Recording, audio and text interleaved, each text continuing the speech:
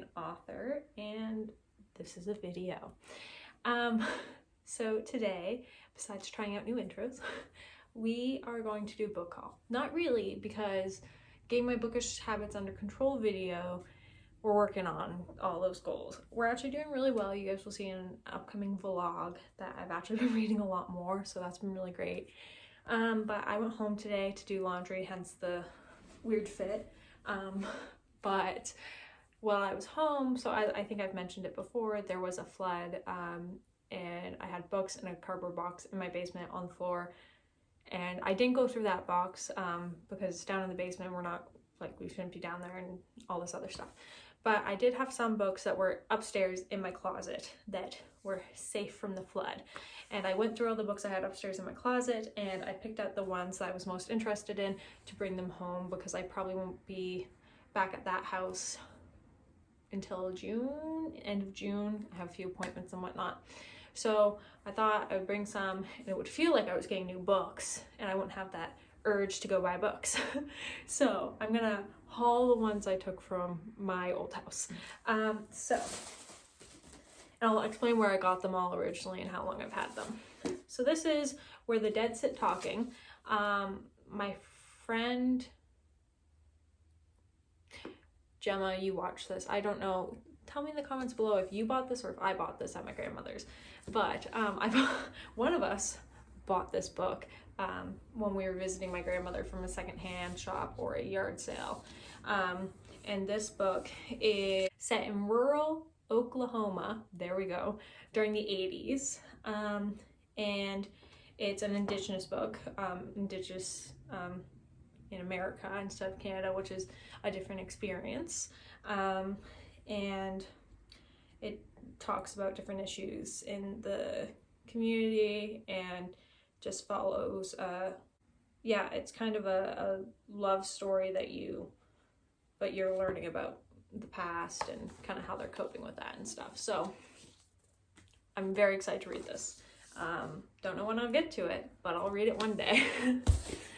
Also, I only have six. I go to a liberal arts school. Don't expect me to be able to count to 6.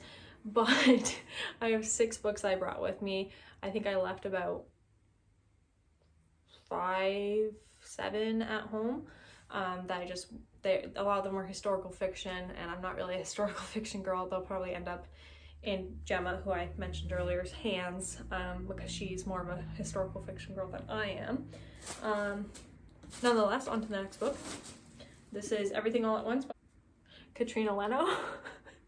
I do seriously I had a speech impediment when I was younger, still technically have it, and I went through speech therapy. I can't pronounce anything that's being put in front of me. I know the words in my head, and that's about it. But it's really funny when I mess up my own poems too. Like, I'll be recording them and I'm like, darn it. But Everything All at Once, it follows Loti. Just play the last clip over and over again. And basically her aunt, who was a best-selling author who influenced a whole generation of kids, dies and leaves her a project to basically go and live a really full life. And on the top here, or the cover, it says 24 days, 3 weeks, take the leap. I think this is middle grade. It's Harper Teen. It's teen. So I think I got this recommendation from Books and Lala, and I got it on Book Outlet. I love Book Outlet. Book Outlet is my main form of bookish habits that are bad, and then it's Value Village and Salvation Army's thrift store. But yeah, this is Everything All at Once. Very excited about that. This is A Girl Called Fearless by Catherine Linka. And this is a dystopian novel, which you may think, Emma, you don't normally read that. And I'd be thinking, yes. But it follows a girl in Los Angeles after 50 million American women 10 years ago were killed by hormone in beef. And it's turned into a dystopian place for women. I'm not going to make a comment on that, on America and dystopia. But this one has some damage to the cover, or I don't know. I've had these, I have back up. I've had Where the Dead Sit Talking since last summer. Yeah, I've had these two. They came in the same order. It was before the pandemic, so, you know, the before times blend together. But yeah, this is, and she's put into an arranged marriage, and she needs to, like, find her way out of that and, like, fight the system. Which, you know, I'm not very much for dystopian, but I have, like, a few, like, women-centered, like, surrounding, like, the role of women in society ones. This and This Little Light, which I'm reading for my whatever-a-thon TBR. Kind of same feeling, very different vibes, or same vibes, different plots. Sure. Just, I'm bad at this. Next we have Goodbye Days by Jeff Centumen. Yes. And basically this also came in that book outlet order from the before times. And this follows, what's the name of the character? Carver Briggs. Carver. Carver? Carver? Like Carter, but Carver? Whatever. I don't need to know how to say it in my head. After his friends are killed in a car accident, just after he sends them a text message, and like how he's dealing with grief, and like also like the town kind of turning against him and who still supports him and whatnot, and like if it's his fault and if it's not his fault. So yeah, this seemed interesting. I'm in a like hard-hitting mood lately, which I've kind of been avoiding like the whole pandemic, because who wants to read about people struggling in life when you're struggling in life, you know? I normally go to light, fluffy romance books, which is exactly what I did. Speaking of struggling in life, Fragile Like Us, by Sarah Bernard.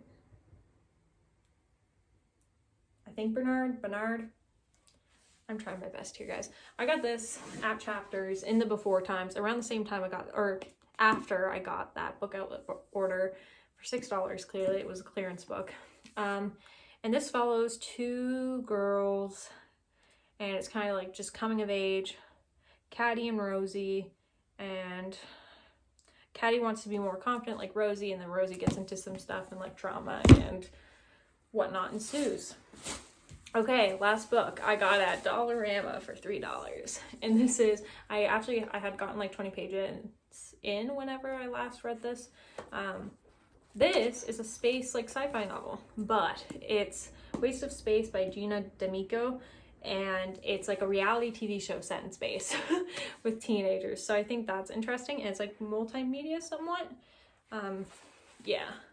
So teenagers go up in space and they're on television, or are they? Do they know that? Who knows? It was $3. You can't go wrong with a hardcover book for $3. And that's it. Yeah. Yep, that's all. So I don't know when I'll read any of those. Do I have room on my bookshelves for those? Absolutely not. Do I want to bring more books home though? Absolutely. You can bring my book home. My book is always in the description of my videos, both the Amazon buy link and the Goodreads link, and then my author page is also linked in the bio or the description. And you can find me there. And yeah, it would be great if you could support me. If not a huge deal. It's been out for 7 months as of Wednesday. I missed the 6 months because I was busy, which is a little awkward. I'm also working on my next collection, and you guys will get updates of that along the way. Yesterday you got a work with me video, and I'll do a few more of those. I have a vlog coming up. And yeah, other than that, we'll just play it by ear. But thank you for watching, and have a great day. Bye.